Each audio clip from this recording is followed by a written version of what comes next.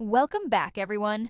Today we're covering the misconduct hearing of PC Thomas Dix, which took place from January 20th to 22nd, 2025. This case revolves around allegations of serious misconduct against the officer following an incident on the night of September 2nd, 2023, in Torquay. The officer was off duty with friends when a dispute broke out between him and paramedics, as well as civilian street wardens. The argument started when the officer was upset that paramedics did not assist a woman who was in need of medical attention. The disagreement escalated as the officer used abusive language, calling the paramedics fake and telling them to get a real job. At one point, he even threw his arms around, stood too close to the female paramedics, and began to act aggressively. The situation worsened when one of the street wardens, Mr. Phone, intervened, asking the officer to leave. Instead of complying, the officer pushed Mr. Phone with the flat of his hand, and when Mr. Phone continued to stand in his way, the officer punched him in the face, leaving a reddening mark. The misconduct hearing centered around allegations of discreditable conduct, with the officer accused of swearing at paramedics, calling them fake, and using threatening and violent behavior towards the street wardens and paramedics. The panel was tasked with deciding whether the officer actions breach the standards of professional behavior. Right from the start, you can see the issue here. This wasn't some minor disagreement, was it? This officer didn't just get into a heated argument. He was using abusive language and got physical. I mean, calling paramedics fake and telling them to get a real job. Those are fighting words. And it didn't stop there. He pushed a street warden and threw a punch, which left a mark. That's not just bad behavior. It's something that, if a regular member of the public did, they'd be arrested for assault and public disorder, no question about it. After reviewing the case, the panel found that all allegations against PC Dix were proven.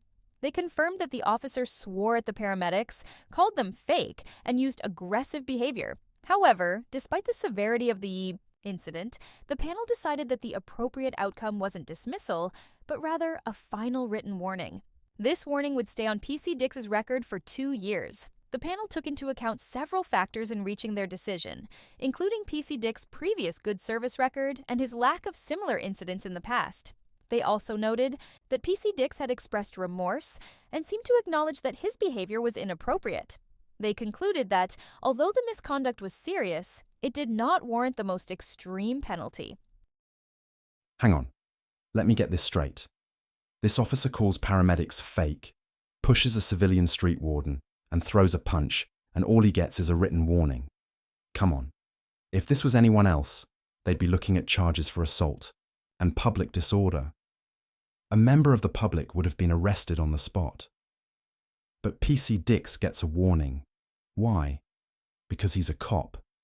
That's the problem with these cases. The police seem to get away with things the rest of us wouldn't. And don't even get me started on the good service record. Is that supposed to make up for this kind of behavior? It shouldn't matter. Do you think any of us can punch someone and then say to a judge, "But here, look, I'm good most of the time," and get off with it? I don't think so. The panel did recognize that earlier in the evening, PC Dix had shown a positive side. He intervened in an earlier street altercation to help de-escalate a fight, and he provided assistance to a female who was suffering a seizure.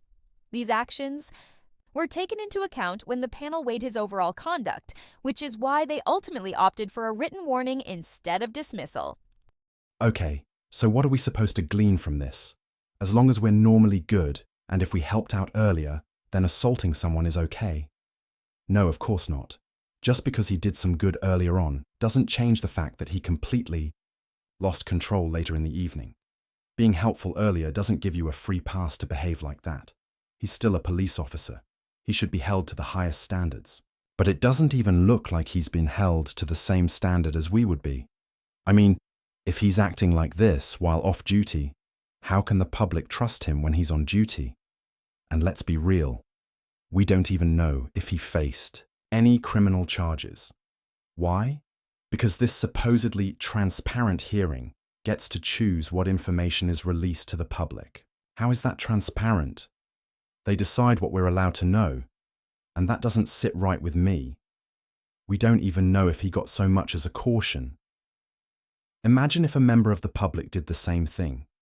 They'd be arrested, charged, and if they worked in any public office, they would never be allowed to work for the government again. So why is it okay for him to keep his job? The panel did acknowledge the seriousness of the misconduct, but their decision was based on the guidance provided by the College of Policing. They took into account the officer's lack of previous incidents, his remorse, and the harm caused by the incident to public confidence. Ultimately, they determined that while the misconduct was severe, it did not warrant dismissal, but rather a final written warning. Well, that's the thing, isn't it?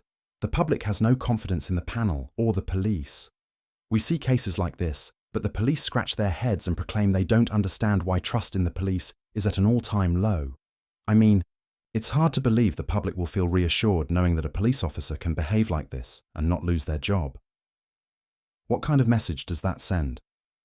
If they're serious about public confidence, they should be setting an example, not letting officers off the hook. So, that's the case of PC Thomas Dix. The panel concluded that his actions did indeed breach the standards of professional behavior, but they felt that a final written warning was the most appropriate outcome given his previous good conduct. The warning will remain on his record for 2 years. What do you think about this case? Was the written warning enough, or do you believe PC Dix should have faced harsher consequences? Let us know in the comments below. Thanks for watching, folks. Like the lady said, leave your thoughts below. Do you think police officers are held to the same standards as the public? Or is there something else going on here? Don't forget to subscribe for more updates. Stay informed, stay aware, and remember, accountability matters.